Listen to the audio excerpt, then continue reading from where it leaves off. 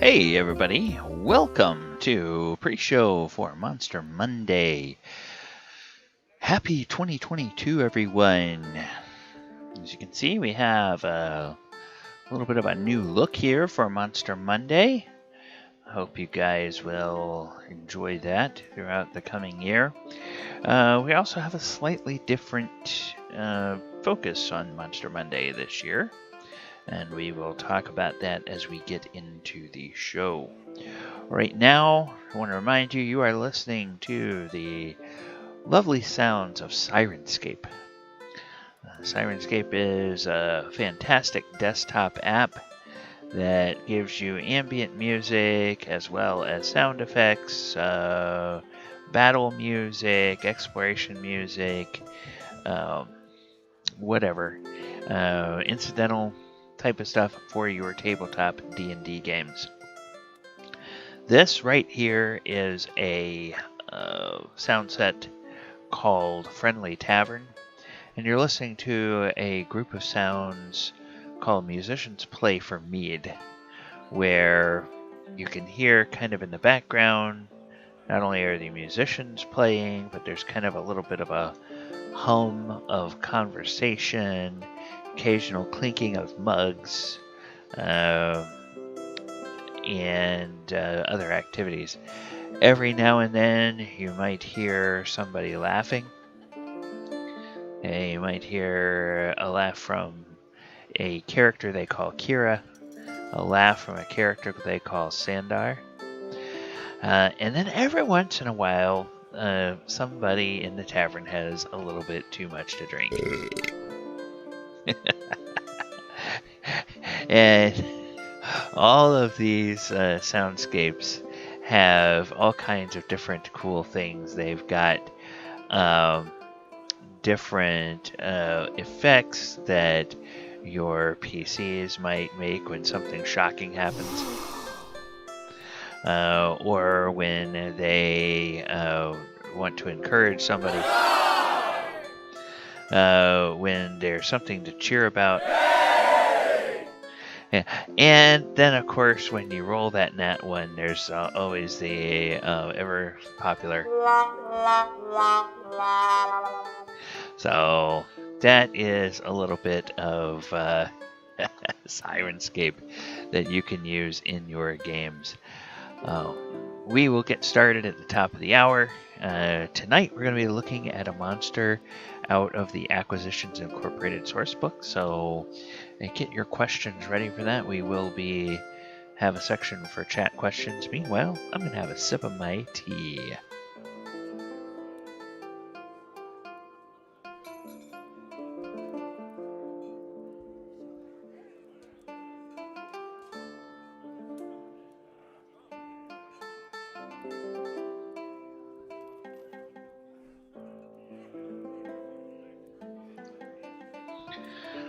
I am drinking a tea from the Republic of Teas this evening.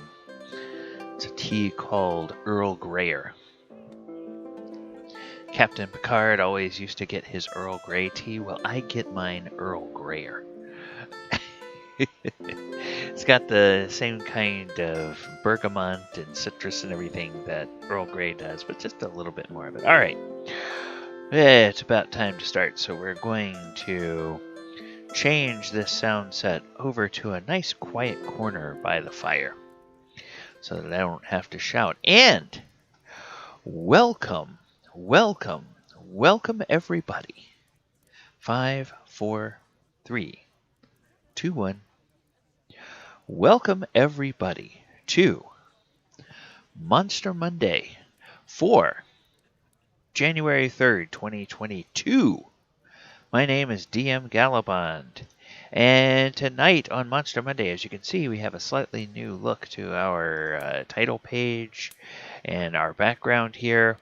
Tonight we are going to be looking at the Chaos Quadrapod. This is a monster from the Acquisitions Incorporated sourcebook, and we're going to talk about how in Monster Monday this year, we're going to take a little bit of a different tack on Monster Monday, and it's because of the increasing pace with which Wizards of the Coast is releasing new adventures and new source books for D&D 5e.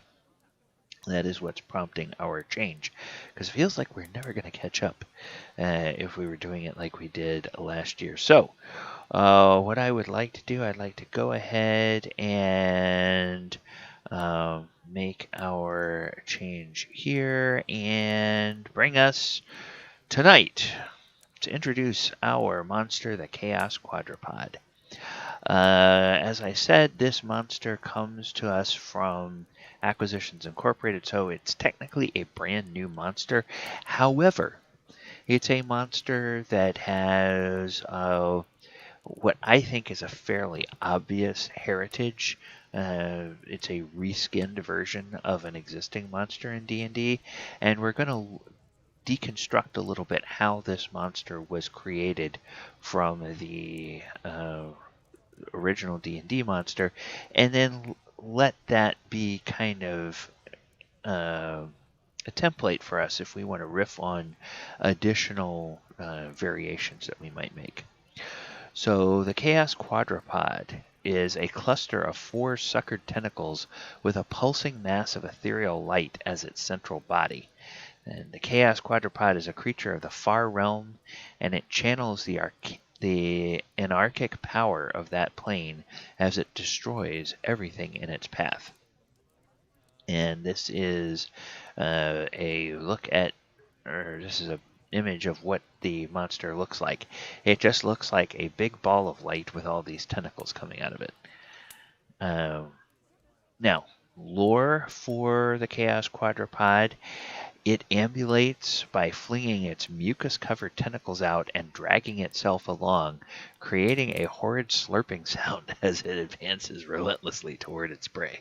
Okay, so yes, it is an Acquisitions Incorporated monster, so that does mean there's a little bit of humor involved in it. Yes, it says it's horrible, but yeah, even that description is a little bit funny. All right, and in D&D 5e, of course, this monster is an aberration. And it comes from the far realms. Aberrations are, of course, those creatures that have their origins well outside of the normal planes of existence in D&D. So that is why it is an aberration, which are utterly alien beings. Many of them have innate magical properties drawn from the creature's alien mind rather than the mystical forces of the world. Quintessential aberrations are Aboleth, Beholders, Mind Flayers, and Slotty. Okay, now we're going to take a look at what I think is the primary influence and origin creature for the Chaos Quadrapod, and that is, of course, the Grick. And we will look at the Grick throughout its history in Dungeons and Dragons. The Grick first appeared, at least in the sources that I own, the Grick first appeared in a 3rd edition D&D that was included in the Monster Manual for 3e. And it was, in fact, an aberration when it first came on the scene. I want you to remember that because it's kind of interesting as you see how the Grick itself has changed. It came into being as a 2-hit dice monster, movement of 30 feet, has the 4 tentacle attacks, and the bite with that parrot-like beak or octopus-like beak in the middle of it. It hides underground. Its main body is like that of a 6 or 7 foot snake, and then those tentacles are supposed to be about as long as a full-grown human's forearms, with those segmented hook-like claws at the end that will grab its prey and pull the prey into the mouth so it can be chewed on. That is the Grick from 3rd edition, which came into being as a CR3 monster. All right, now in CR4, we got two different types of Gricks. They were both in the monster manual. The Grick was the medium aberrant beast, level 7 brute, and 96 hit points, bloodied value of 48, armor class 19. They're pack hunters. They instinctively gang up on prey, mobbing a single target and tearing it to pieces before turning their attention to other creatures nearby. Now, that is very interesting because if you take a look at the 3rd edition lore of this, the multiple Gricks do not fight in concert. Each attacks the prey closest to it and breaks off the fight as soon as it can drag dead or unconscious prey away. That's what they said about its tactics in 3rd edition. In 4th edition, they completely turned that on its head and said, no, this is a monster that is a pack hunter, and they will work in concert with each other. Interesting. All right, so the Grick Alpha is a level 9 brute, a leader, armor class 21, 116 hit points, and it has some of these abilities that it gains +2 bonus to attack rolls against an enemy it's flanking, and the Grick Alpha's allies gain a +2 bonus to attack rolls against an enemy grabbed by this creature. And so they have the Grick and the Grick Alpha in 4th edition, and this was in the main 4th edition monster manual. Now in 5th edition, we also have the Grick and the Grick Alpha, and here's the thing I wanted to talk about. In 3rd edition, when it first came into being, it was an aberration. And in 4th edition, it's an aberrant beast. But in 5th edition, they've changed the Grick to a monstrosity. So it's a little bit of inconsistency in terms of how they're classifying this monster from edition to edition. It's armor class 14 and 27 hit points. And it's a challenge rating of 2. So it started off as a CR3, went up to a level 7, similar to a CR7 monster, and then got downgraded in 5th edition to a CR2 monster. And its hunting tactics in 5e are once again different. Passive predator. They rarely hunt. Instead, they go to places where creatures regularly pass, lurking out of sight. It will consume virtually anything that moves except for other Gricks. Targets nearest creature, grabbing a fallen prey and dragging it off to eat alone. So that then changes the tactics of the Grick back to its origins. It's no longer a pack hunter in 5e. There might be other Gricks around, but as soon as it incapacitates somebody, it's gonna, oh yeah, I'm good, I'm going off to eat. Then we have the Grick Alpha, which is a CR7 monster. Armor class 18, hit point 75. Makes 2 attack, one with his tail, one with his tentacles. The tail deals bludgeoning damage, tentacles, slashing damage, and then it bites with its beak. And then, again, passive predator, roving ambusher, and then spoils slaughter. Same kind of things. Alright, so now we want to look at the mechanical features of the Chaos Quadrapod. So the Chaos Quadrapod, armor class 14. That is the same as the Grick. Hit points 52. That's just about double. Not quite double what the Grick has. Speed 40 feet, climb 40 feet. A little bit faster than the Grick. Its stat block. It's got Okay, it's got significantly higher strength, a little bit lower dex. Constitution is higher by 4.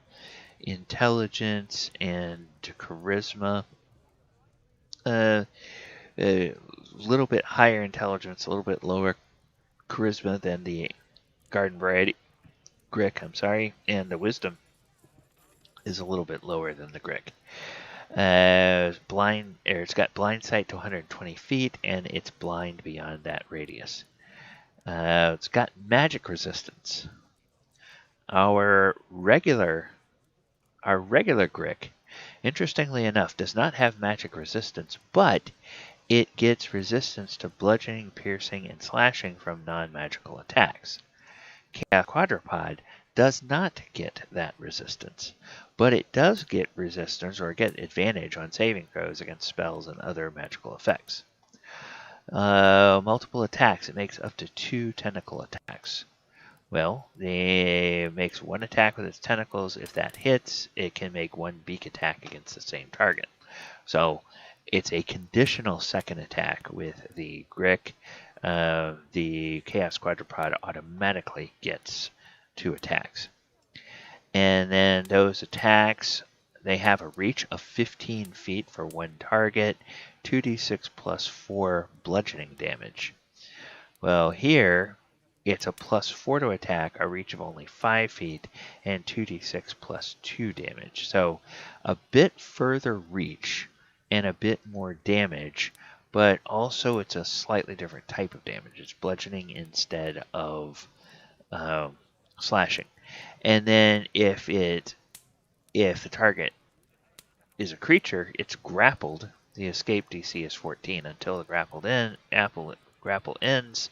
Target is restrained, and Chaos Quadrapod can grapple no more than 2 targets at a time. I think the reasoning there being that it is going to always use 2 of its 4 tentacles for locomotion, so therefore it's only going to use 2 of its tentacles to attack. And then it has this interesting ranged attack feature. And notice it only recharges after a short or long rest. It's not something that has a chance to recharge during a battle, so it's something it can do only once. And the Chaos Quadrapod shoots forth a knot of roiling ethereal light that explodes at a point it can see within 60 feet of it.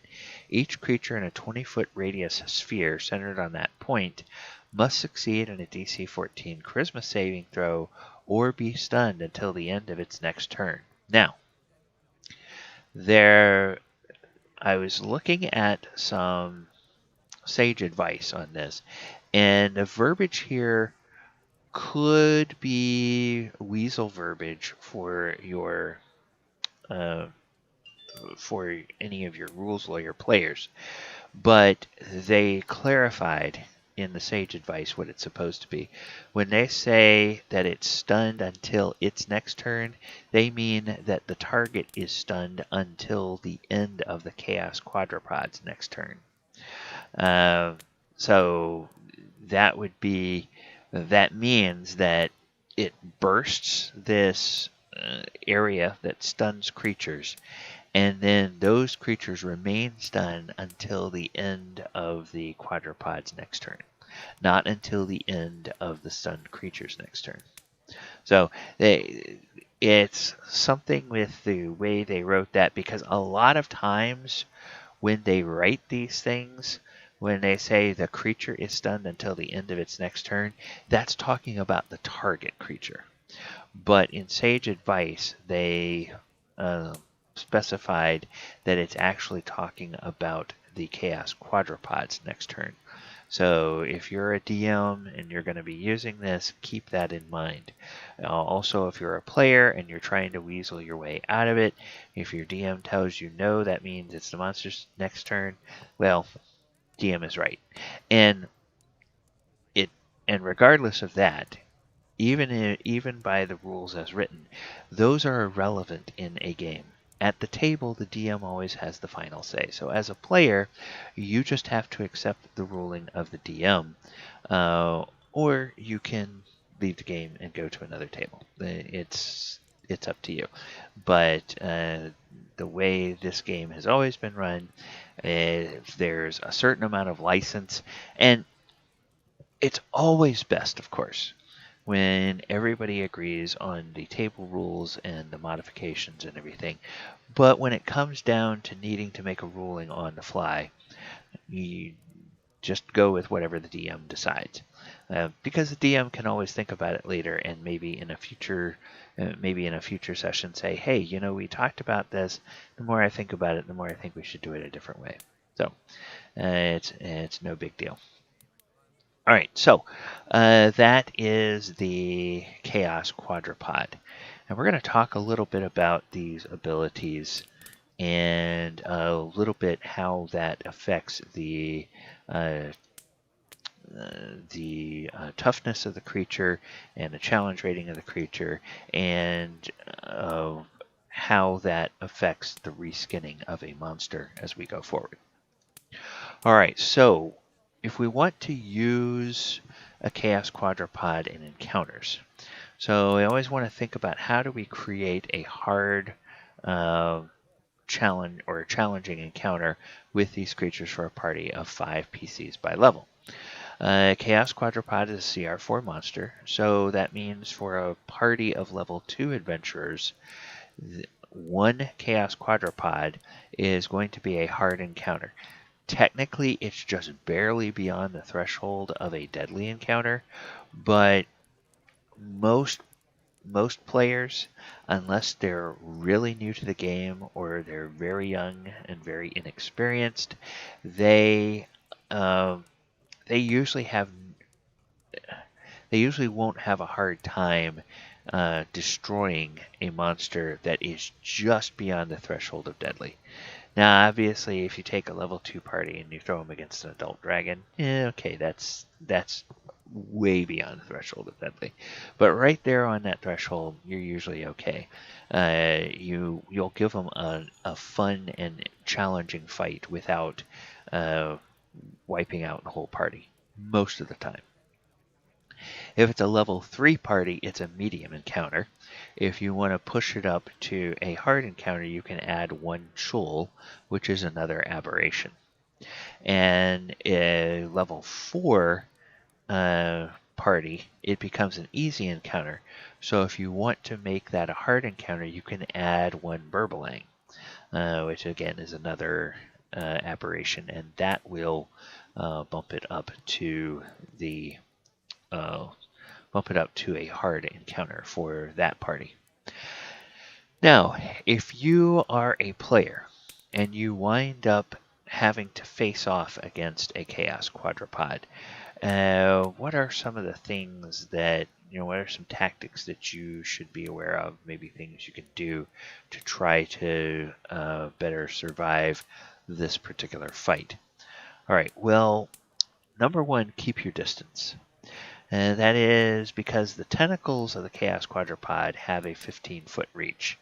So trying to attack them with, in melee is going to put you right in harm's way. Or even if you have something like a halberd, which gives you a 10-foot reach, well, it can still reach you further away than you can reach it.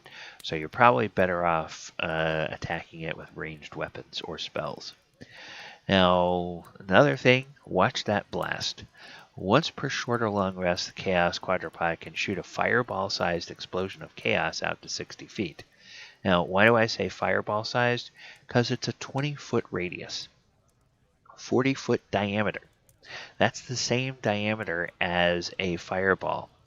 And I hope that you noticed that when we were talking about this ability, the range on that ability is only 60 feet. And the target of that ability is all creatures. So as a DM, make sure you let the Chaos Quadrapod understand that it doesn't want to get caught in its own blast. So make sure that you blast the PCs when they are, you center that blast at least 25 feet away from the monster, because otherwise the monster itself is going to have to make that charisma saving throw. It's not immune to the effect of its own blast. So keep that in mind. Finally, be careful with your spells. Chaos Quadrapod has advantage on saving throws against spells and magical effects. So yeah, if you're going to hit it with spells, make sure that they're spells that will do at least half damage if they save against it. So yeah, you might not do the full damage, but at least you'll be doing something to the creature if it makes its saving throw. So that is some player tactics. Now, let's turn this around, go to the other side of the table, and sit behind the DM screen. What are some tactics that you can use as a DM with this? Well, number one, this monster is going to be most effective if you place it somewhere that enemies will have to approach it while clumped together. Its opening move is almost always going to be to use its Chaos Cloud ability, that 40-foot diameter area of attack that will stun any targets that fail their charisma saves. The next round, the Quadrapod will attack a stunned creature that cannot fight back. Note that with its 4 tentacles, the Quadrapod can grapple up to 2 creatures at a time. Now, in the official campaign, when this is introduced in Acquisitions Incorporated, it suggests tactics to the DM and says that the Quadrapod focuses attacks in subsequent rounds on whatever enemy has dealt it the most damage. However, at your table, in your campaign, in the encounter you create for the Chaos Quadrapod, you can decide any tactics that make the most sense in your game or in that particular encounter that you design. So just because there's a suggested tactic in the source book doesn't mean you have to use that all the time whenever you use this creature. All right, now campaign placement. Where are we going to put this? In the Acquisitions Incorporated adventure, the Chaos Quadrapod appears in a portal to the Far Realms that's linked with a fight that Drawn Enterprises had with another organization that has an axe to grind with the Acquisitions Incorporated CEO and his family. In other words, there's Acquisitions Incorporated that is run by Omendron. There is a rival adventuring company called Drawn Enterprises, which is run by another member of his family. Well, that Drawn Enterprises had a fight with yet another organization that has a personal axe to grind with Omen and anybody that happens to be associated with him.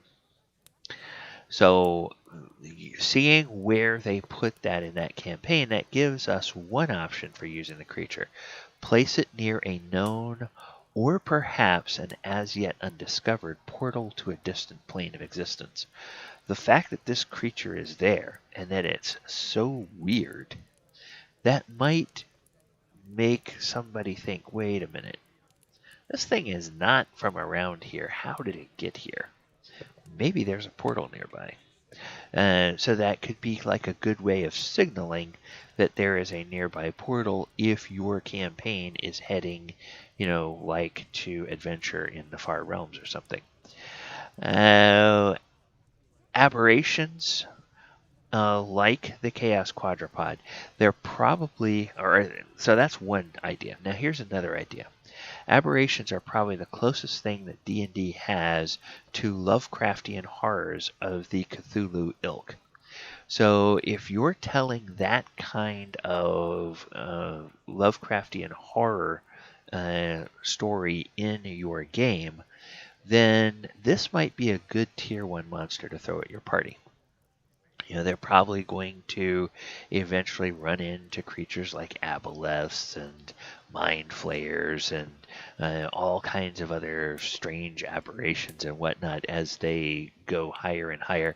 This could be a good tier 1 monster that just kind of has a nice little jump scare type of thing for the party and gives them the idea that, okay, this is going to be a little bit of a different game than maybe we're used to playing, especially if they're used to playing typical fantasy sword and sorcery, sword and board type of games.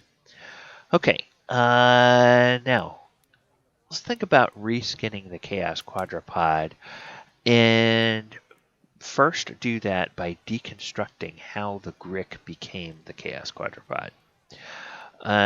So the first thing we notice is that extra reach was added and a once per battle stun attack was added. 15-foot reach instead of 5-foot reach for the Grick, and then that once per battle stun that it can do. Then the resistance to magic weapons from the Grick was changed to resistance against or advantage on saving throws, I should say, against spells and magical effects in the Chaos Quadrapod. And finally, we see that the hit points from the Grick to the Chaos Quadrapod were almost doubled, and the beak attack was removed.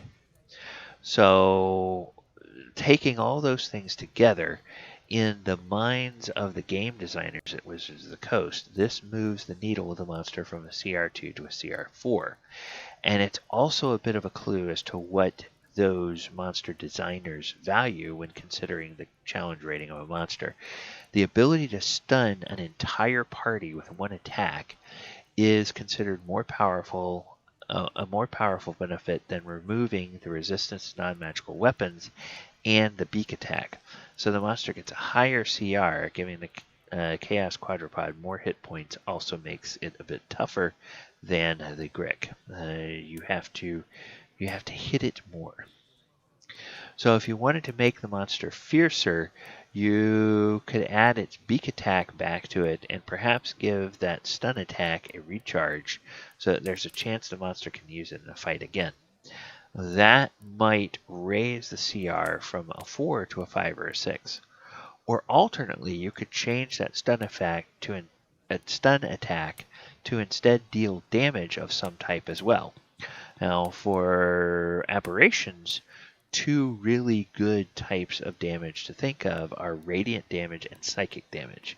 Because a lot of your aberrations, like your mind flayers and your aboleth and stuff, they have powers that deal psychic damage.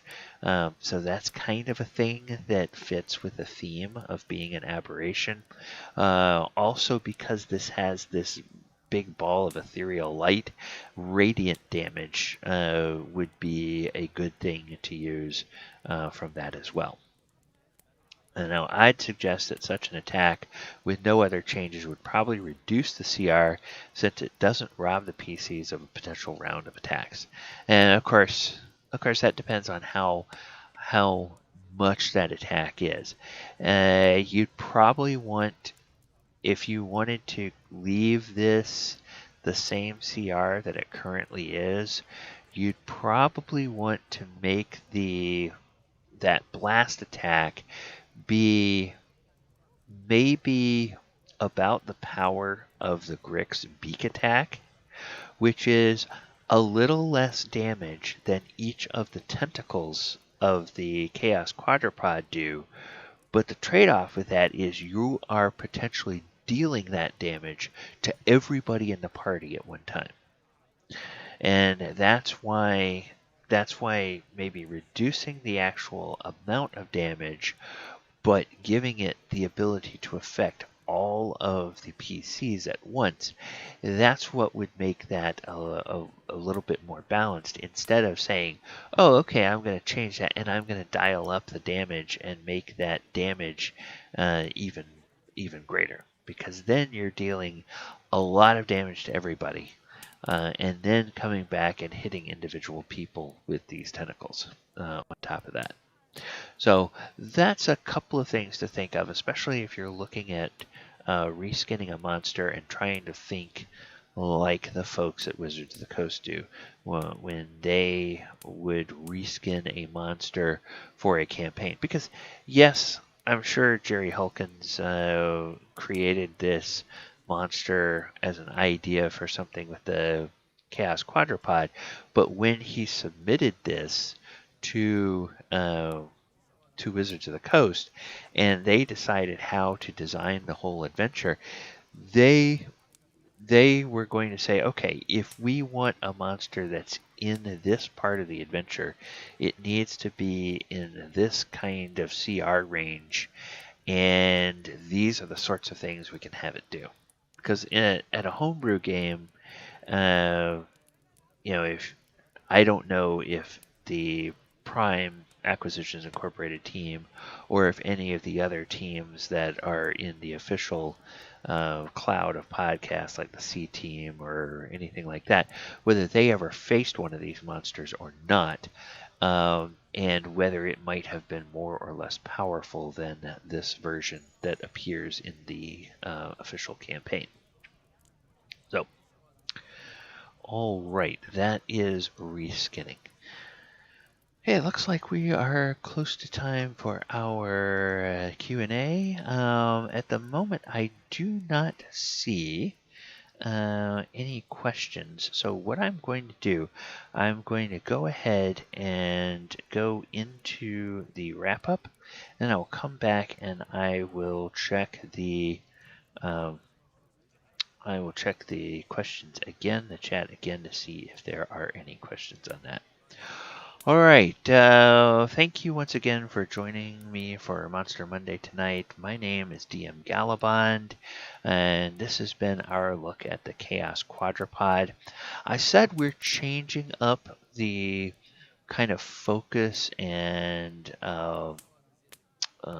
doing a little bit of a facelift on Monster Monday this year. And what we're doing is we are going to be looking at the monsters that have come out in the adventure source books, the unique monsters from the source books. There's about 5 or 6 monsters from Acquisitions Incorporated. We will then jump to another source book and look at the unique monsters in that source book. And in March, about the middle of March, we're going to get a brand new Wildamount sourcebook. So another one from Matt Mercer's Critical Role IP. And as soon as that one drops, we are going to begin looking at the new and unique monsters that come out in that sourcebook.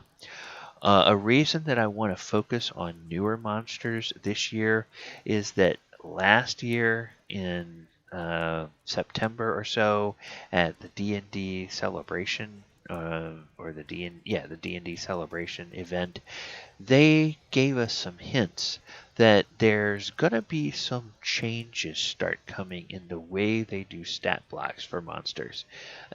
So I kind of want to be right on top of that as they begin releasing source books this year and be taking a look at how those are changing, what we can learn from those changes, how we can apply that in terms of reskinning monsters that we are pulling from previous editions of the game, or monsters that we're just creating for our own table, and how you can apply those types of things. Like if you have an old 5th edition monster, you want to put it in the new 5th edition stat block, how are you then going to reskin it to make it something unique for your players?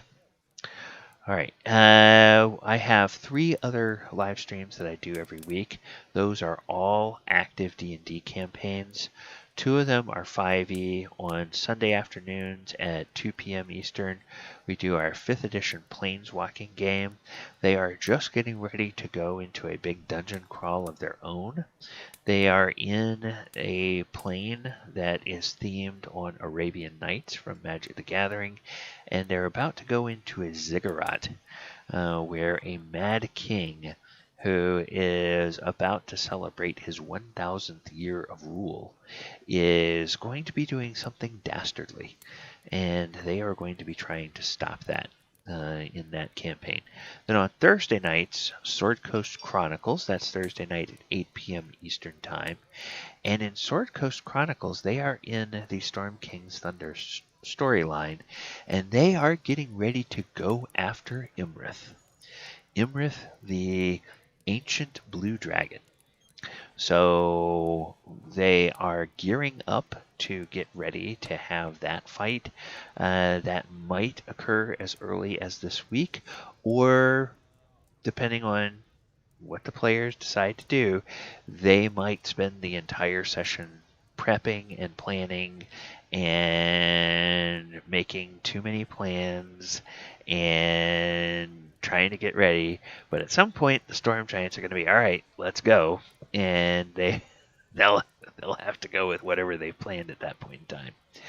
Then on Saturday night, we return after break for the holidays because both Christmas and New Year's fell on a Saturday. This week we are back with Saturday Night Greyhawk. That is our second edition D&D game, and we are going through the original Temple of Elemental Evil adventure.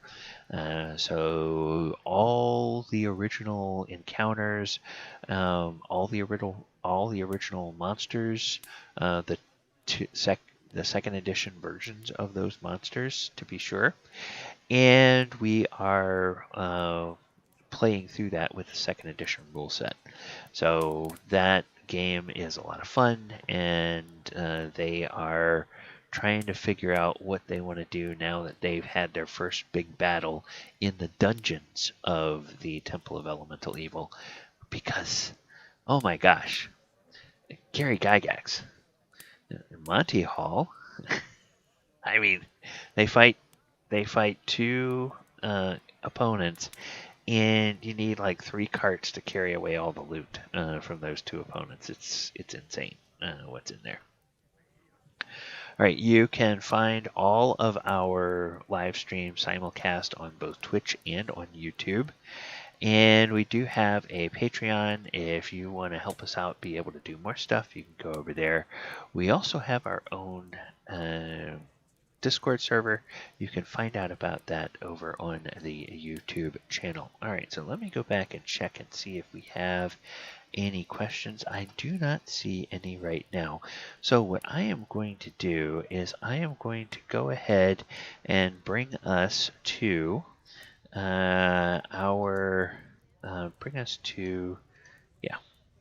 bring us to our end screen here, and then I'm going to bring the music back to the musicians playing for their mead, and I am going to look and see who all else is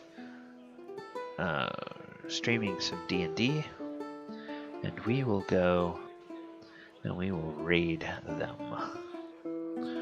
So let's take a peek here at what's going on with Dungeons and Dragons. Okay. Masu Tesoto. Okay, so Masu Tesoto is streaming some D&D in English. So we're going to go ahead and raid them. All right, everybody. Thank you guys for hanging out this evening. Hope you've enjoyed this episode of Monster Monday, and we will see you next week. And remember, watch out for the monsters under the bed. Good night, everybody.